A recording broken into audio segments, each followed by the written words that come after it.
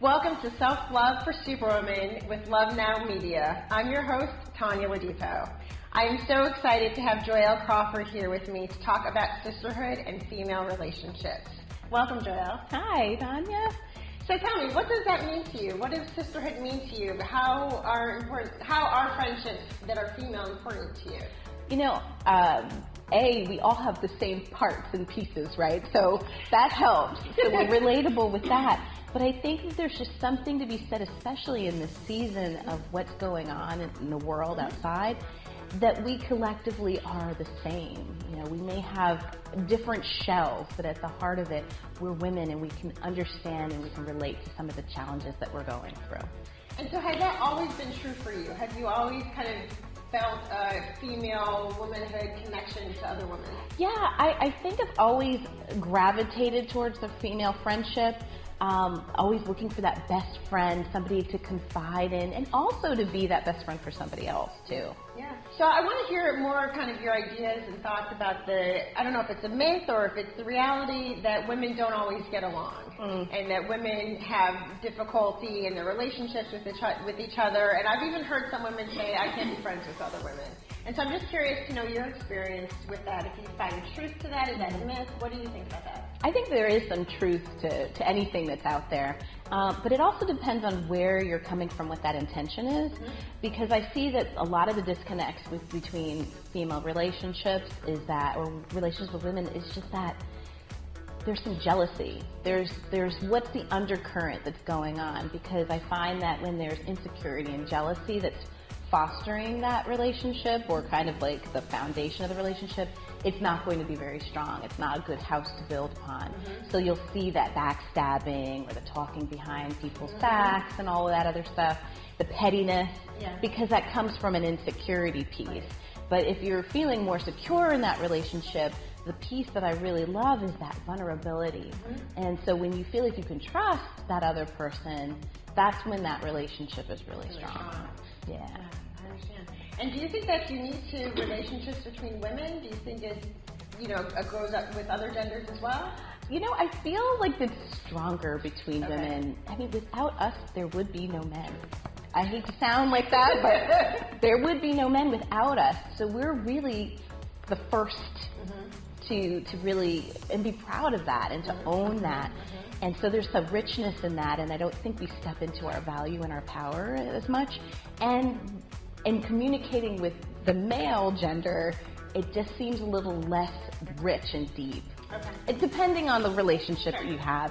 But when I look at men communicating, it's just very surface, whereas there's a bit more of emotion that I've witnessed with women relationships. Yeah.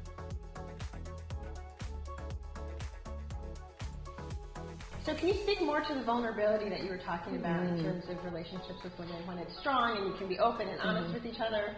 How has that served you in your life? Definitely has served me many, many times with understanding the why behind the what, right?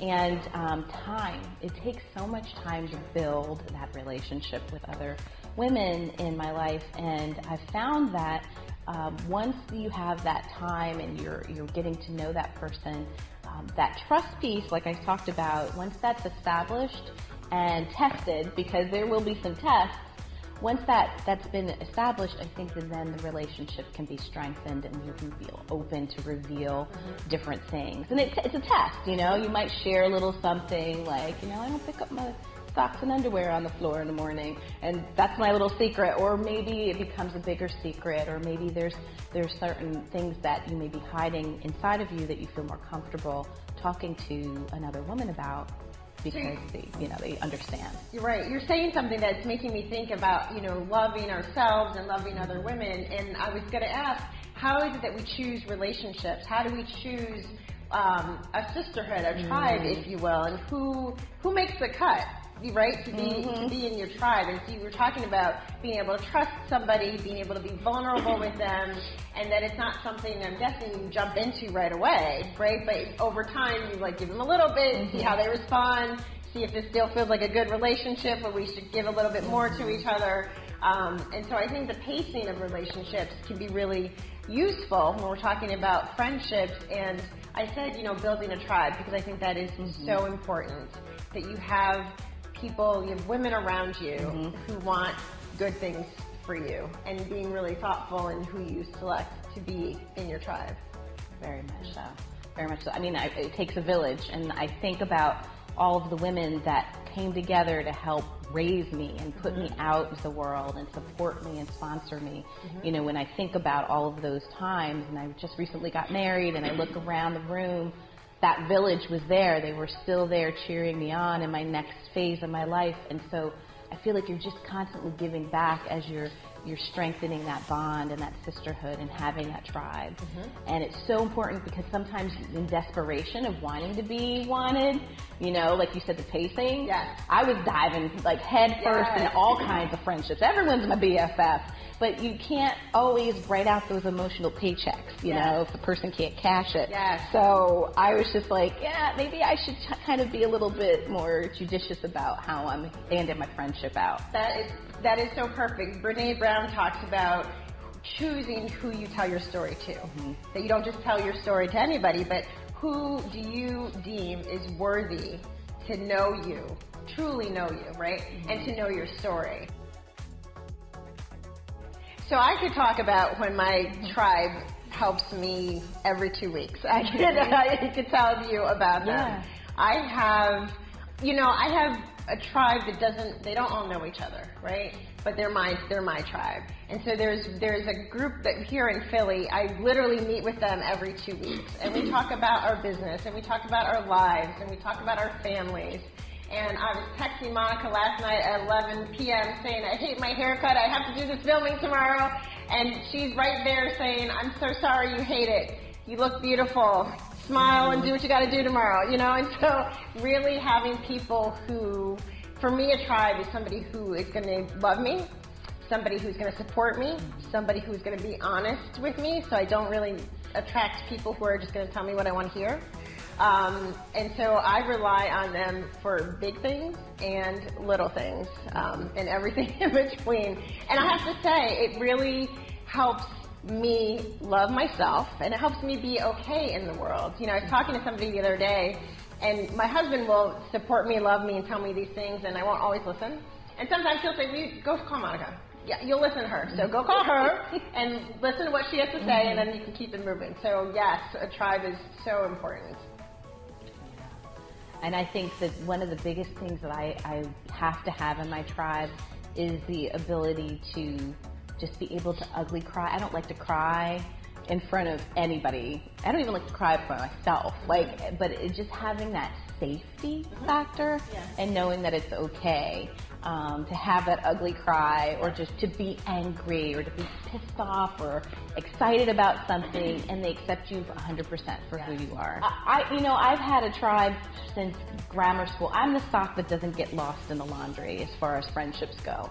And like I said, I've put my friendship, cashed out all of my friendship emotional paychecks, and some kind of come out in the wash and some don't.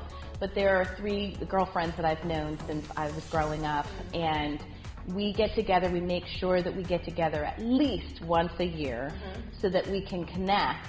And we have been through divorce, we have been through several marriages, births, weddings, and it's just something, there's a richness about it that it's almost like they're on speed dial. And whatever time that you can call on them, they were there for me when I had to move away to South Carolina, and I had to pick up and start a whole new tribe. So what we did was we scheduled, I call them coffee and cheesecake sessions, and we would call each other and have virtual happy hours on the phone so that we could stay connected and keep that tightness going. And so that really helped me lean on them, even though we were virtually like miles and miles apart. So that is, it's so rich, and they know that they can depend on me, and vice versa.